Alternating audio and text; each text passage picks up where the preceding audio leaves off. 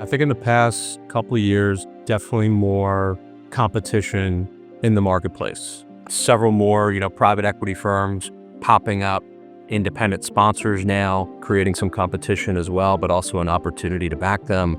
More intermediaries to stay in front of, everybody from your larger bulge bracket investment banks down to the smaller M&A advisors and business brokers. There's just more constituents in the marketplace and more noise that you need to stand out from.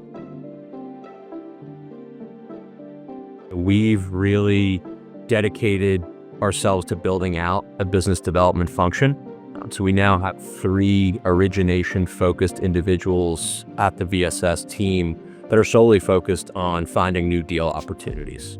So we actually tier out our intermediary relationships, tiers 1 through 4, and kind of base that on, where are these groups spending time from an industry perspective, what's the quantity and quality of their deal flow, how much overlap do they have with our current portfolio, and then that will drive how often we're speaking to these groups. Not only are we speaking, in formats like this over Zoom, but we still find that those in-person interactions go a really long way. So still going to a number of different conferences, whether that's ACG events, which tend to be a little bit more speed dating focused with investment bankers and private equity firms, industry focused events where us, for example, we love the education sector. So going to education specific conferences to meet with companies and bankers, and then also one-on-one private company conferences that are hosted by investment banks.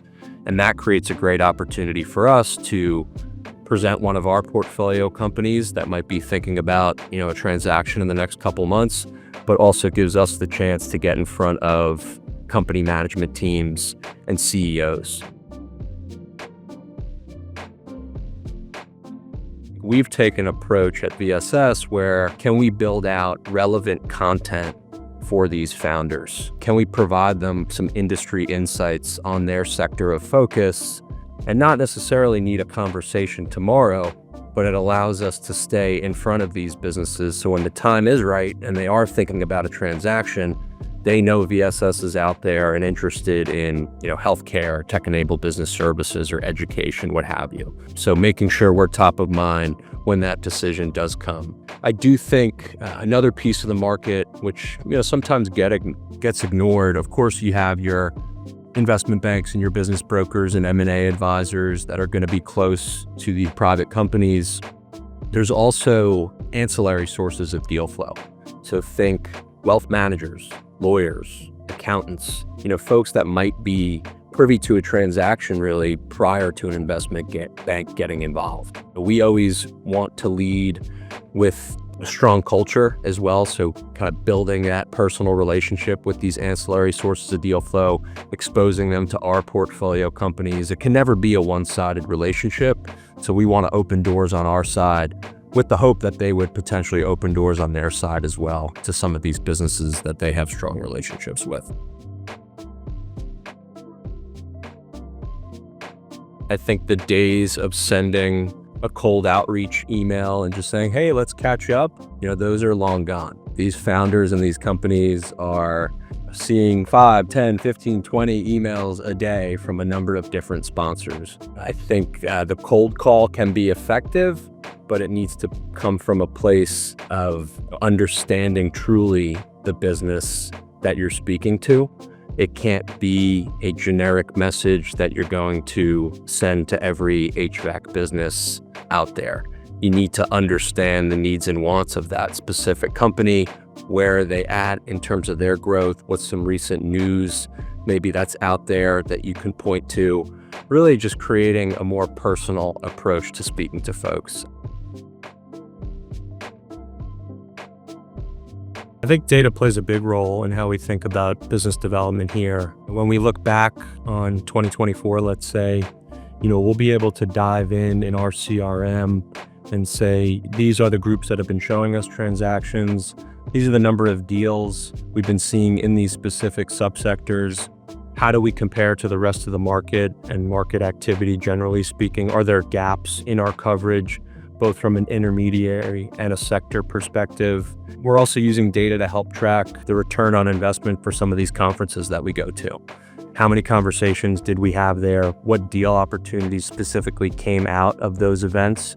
So when we think about budgeting and planning for the next year, we have some points to look at. I think at the end of the day for us, data is of course very important, but it really is still a relationship business, both internally and externally. We're not just getting lost in the numbers, so to speak. And we always want to have our ear to the ground and get a real pulse kind of on the market. We look at a couple different, KPIs. Of course, we want to see a large quantity of deals coming in. So hopefully there's an increase every year in the quantity of opportunities that we're seeing. We also don't want to lose the focus on quality as well.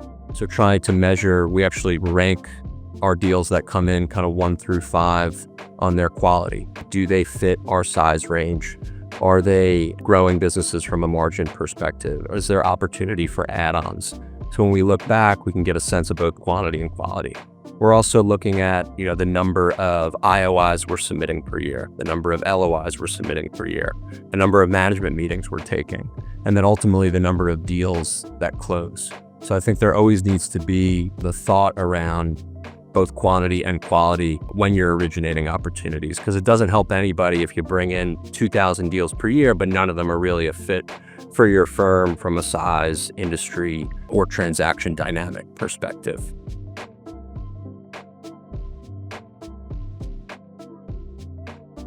When we look at a business, there's a combination of qualitative and quantitative factors. Of course, we're looking at the management team. Do they have individuals in place at the CEO level, the CFO level, sales and marketing? How built out is that infrastructure? Then we want to see, growth. We like to invest in steadily growing healthy businesses. So looking at both a revenue and EBITDA perspective, as well as what the margin profile looks like of the business. We also want to understand what their customer base looks like. Is there heavy concentration with a specific customer, or do they have a diverse customer base as well? Outside of that, I think we're also looking at, do they have processes and KPIs in place? Are they using technology effectively? Those are also numbers we can pull if we do complete an investment, but want to see how built out that is as well. In terms of transaction readiness, we primarily invest in private founder-owned companies. I think we found a great way to get a sense of if a company is thinking about a transaction or beefing up their capabilities is, are they attending conferences more frequently? Are they out in the market, going to trade shows, kind of getting their name out there? That can usually be a pretty good indicator that they're starting to think about doing something.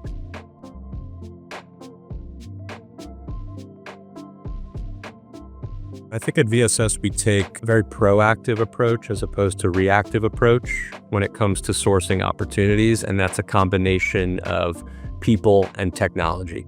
So the business development team at VSS will work in conjunction with the investment team to identify specific thesis areas and subsectors of interest that we want to double click on. Once we've kind of determined which sectors we want to pursue, we'll use sources like Sourcescrub or PitchBook or Sutton Place Strategies to map out the relevant investment bankers, the relevant sponsors, the relevant companies within those subsectors of focus. And then from there, that gives us a directional way to go in terms of outreach. So that kind of helps guide what conferences we're going to, what cities we should visit. We'll also use some technology sources to understand the fragmentation of the market. Are there add-on opportunities here for this potential investment? How fragmented is that universe? What's the mix between private companies, sponsor-owned companies, and give us a sense of what the potential future activity in that market could be. I can see a future, maybe not too long term from now, where AI can be really useful for our kind of internal memo process. We do a phase 1 memo, for example, where we're pretty much summarizing, the confidential information memorandum that we receive, and it could be helpful in that respect. I think from an outreach perspective, AI can be really effective to help cultivate some specific outreach messaging to those companies that we want to reach out to. I do think it's still early innings, and there was a lot of hype kind of this year around it, and we're still waiting to see some proof points, but it's definitely top of mind for us to, one, implement on the VSS side of the house, but also potentially help roll out those tools to some of our portfolio companies as well to elevate their sales and marketing tactics. Of course, you want to be somebody who's interpersonal and can communicate and really be a strong first impression of the organization. I also think you need to be extremely organized. So you need to be able to not just communicate externally, but be able to communicate internally as well and help drive, really a symbiotic relationship between the investment team and the business development team. I think another piece of the puzzle that sometimes gets overlooked is just having some discipline and resilience as well. Speaking of cold outreach, you're not going to have the highest hit rate sometimes. You're going to have to be comfortable with quote unquote failure.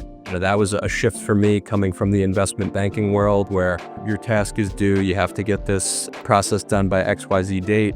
In a business development role, it can almost feel more like a sales role in some respects where you could have 15 calls in one day or you could have 0 calls in one day and the world's not going to shift, but you'll know 3, 6, 9 months from now how successful you were a couple months back. You want somebody that's able to kind of think on their feet, be nimble, be able to adapt given the room that they're in. So I think understanding kind of how they deal with pressure could be helpful as well. I think authenticity elevates anybody in this market. It's very easy to get robotic and just read the cookie cutter kind of cold call script. But anytime you can build trust with folks, that's going to go a long way, and it's going to take time. I think private equity sometimes can have the expectation you're going to reach out to a company and they'll be ready to do a deal in the next month or two. That's often not the case. It takes years really to build up trust with a founder, with a company prior to that transaction potentially taking place down the line.